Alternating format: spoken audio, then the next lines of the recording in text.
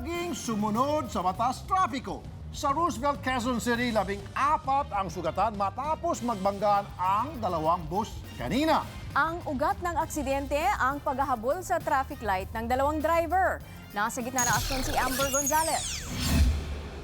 Bumalandra sa gitna ng EDSA Roosevelt, Quezon City ang Admiral Transport Bus na ito matapos makabanggaan ng Santa Rita Transport Bus kaninang madaling araw. Wasak ang unahan ng Admiral habang UP naman ang gilid ng Santa Rita. Ayon sa investigasyon, pareho naghabol sa traffic light ang dalawang bus kaya nagkabanggaan. Itong ma'am, Admiral, naka-orange na to eh. Dapat stop na siya. Ito namang galing sa Cubao, yung Santa Rita, go agad kahit hindi pa siya naka-green.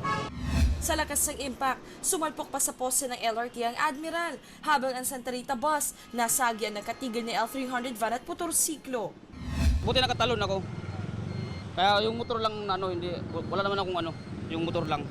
Parehong may lula ng mga pasahero ang dalawang bus. 14 dito ang sugatan. Ang pasaherong ito, paika-ika na kung maglakad, habang si Aling Isabel dumadaing ng pananakit ang katawan. Masakit nga po yung likod ko, tsaka dibdib ko, nahirapan ako huminga.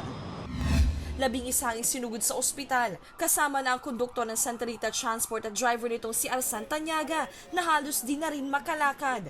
Inabot naman ng higit 1 oras bago naalis ang Admiral Bus, bumigat tuloy ang daloy ng trapiko sa EDSA Roosevelt. Dumating din sa lugar ang mga tauhan ng LRT upang siguraduhin walang damage ang poste. Inaalam pa kung sino ang mananagot sa insidente. Umaaksyon, Amber Gonzalez, News 5. Sure to come back. Use 5 everywhere. Copyright 2016.